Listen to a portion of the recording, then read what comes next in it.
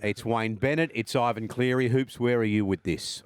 Walking the dangerous tightrope of rugby league mind games, I think Ivan Cleary's been caught out with a butter knife at a gunfight. The old Jedi Master Wayne's just schooled him. Yeah.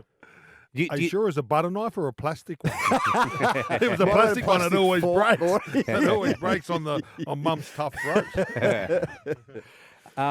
Do you think what Ivan would have said would have had more impact had his team not just lost? Well, he doesn't normally go into pre-game banter with opposition coaches, and Ivan started it. That's the critical element of all of this, is that Ivan, initially it was out of the Penrith camp, we think Souths are playing mind games about Blake Taff. He won't actually start at fullback. We're fairly convinced it'll be somebody else, but if they want to go down that road, no problem. And then the whole furor emerged around Nathan being unfairly targeted by South Sydney, and then the Blockers detail emerged off the back of that. So Ivan started it. Wayne said, "Okay, game on," and then Wayne's wiped the floor 3-0. But Wayne only won. Wayne only won because he got second shot. Well, he's won. And He's won the press conferences before the game. Then he's won the game itself, and then he's won the press conferences after the game. Yeah, well, I'm talking about the press conference after game, which is what we're all talking about today. The fact is that I think Ivan, what he said, was completely sensible, and I think that if Wayne had known what Ivan had said in full, he would have quickly arrived at where he was, which was, I completely agree with him. But he felt he needed to respond and to defend his team, which was all Ivan was doing, was defending himself. It's just that Wayne got second crack at it. The fact is, Wayne didn't quite know what Ivan did, and he reacted like he'd been led to believe that the Penrith coach Cleary had attacked him and South Sydney, and I don't think he did. I think Cleary made complete sense. If coaches are not allowed Well, hang on, it was all right for him to... It was all right for Ivan to plant the seed and to come out publicly on the front foot last week and did start... Ivan plant the seed, or did someone else come out with it? War of words. Yeah, but Wayne says, look... And then all of a sudden when he loses, now he wants to go the other way. Okay, so Wayne said in the press conference after the game, I just responded, right, to what Ivan had said. Okay, maybe Ivan, to get it all going, just responded to a question someone had asked him. No, I think behind the scenes, the Panthers went after this. They got mail that Wayne had gone to the NRL and made some complaints about their blockers. But that's the point. Even Wayne agrees that shouldn't. I think that's where we need to get to. Ivan said they shouldn't be allowed to do it. Wayne agrees that they shouldn't be allowed to do it, but currently it's in the rules, so there's no reason he couldn't do it. And I think they do get to the referees before the game. But why can't you?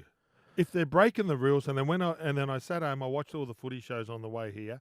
When blockers move, and they do move, and they set up, it's like an NFL thing. I don't like it, Paul.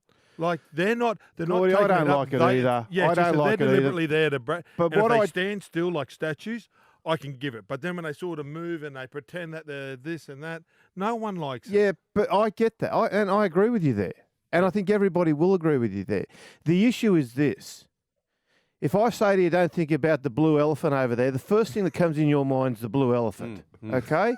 I thought it was pink. Yeah, well, that might be your preference. But just bear with me here. So if you say to the referees, and this is what it's all about, if you come out and you criticise the referees about not penalising blockers, whether the criticism is legitimate or not, that is what the referees will look for. So whether Penrith were legally or illegally doing it, they certainly came under a lot of focus for it. And that's the problem. So what's happening is they can't, and this is what Cleary's point was, you can't criticise referees for their performance after the game, yet you are allowed to things that do not benefit your team. No coach ever rings up and says, mate, we're pretty bad with our blockers here. I hope you're looking at that. They only target what the opposition are doing well, that aren't within the rules. Every team tries to bend the rules in their own way towards themselves. So what happens there is they ring up beforehand, they get into the referee's ears, and they say, what about the blockers, or whether it's the defending the kicker or whatever your complaint, your concern is, was holding down in the ruck, all those sorts of things, they all get brought up beforehand, which then influences the way the referees the game, and it shouldn't be allowed. They should not have it. No coach should be allowed to ring up and have a conversation. If he has a query, it should be sent in writing, and he gets an answer in writing, which just stays within the parameters of what the query is. They should not be allowed to have a telephone conversation because, as we've seen and as we know, some coaches are more influential than others. Some coaches are more vocal on the phone than others. Some coaches, they spend all Monday morning on the phone to the referees. That's just their job. That's what they do. And they see benefit in it. Others, Wayne, for many, many years, was an advocate of not needing to ring them. Don't need to ring them. Don't want to talk to them. Let them go and do their job. But now that we've got to the pointy end of the season and all these decisions have these greater ramifications and all these little 1% decisions can really contribute to a win or a loss, Wayne's got involved in it. But Kenty, can't you see the hypocrisy that Penrith started this war of words about illegal tactics in the first place? They were the ones who went past public. that. I get it. They were the ones who went public last week. Well, you can't start it, and then when you get beat, come out afterwards and go, "Oh, I actually don't think that this manipulation of match officials and whatnot is entirely a level playing field." Can I ask you guys a question? If Wayne Bennett said that same thing after the game, would he have got fined? Questioning the referees. Yes, he would have. But Wayne hasn't questioned the referees. All Wayne did, right, was question a rule. The coaches are allowed, the way that it's set up at the moment, behind the scenes, coaches are allowed to go to the head of the referees, the boss of the referees, Jared Maxwell, with footage of games and ask questions. Is this allowed? I believe this play here could be illegal. Desi Hasler sends them 100,000 minutes of video every week. Now, that happens. this is the point you're not getting, though. I get the point, Kenny. Well, the point is, all Cleary was saying... I think he's thrown off because he got beat. Oh, look, no, he's not. Yeah, but we give coaches too much credit for all this throwing off. Coaches aren't that smart. They're not. Seriously, they come in with the shits like everyone else, and they say their bit, and we all sit there and interpret it. You know, everyone last night interpreted Wayne as being the great ogre and you know, being able to make the situation beneficial for himself. People try to interpret Cleary's comments after the game as him throwing off Penrith's performance, which is what we all would have said about Wayne. Well, it's just codswallop. It doesn't happen. Yeah, it happens very rarely. In most instances, it's us trying to just put some mystique around the game. Okay. So Ivan Cleary just decided. Yeah, so did I, Gordy. It's great for you. He didn't go in with a preconceived plan. He had the shits, and I think his complaint.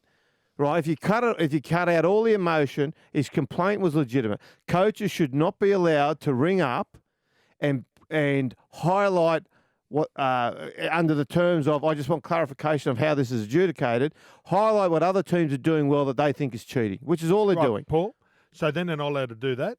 Will they ring a friend in the media and then the media start writing it? Which is exactly what happened last week, Gordon, out of Penrith. If you had, look, well, there you go. You know, if you want to do it that way, do it that way. But the fact is, if he hadn't actually contacted the referees, and Ivan Cleary had contacted his friend in the media and was unwilling to go on the record, then there's not a story, boys, because nothing's actually happened other than a conversation. But that's where we need to get to in the game. Like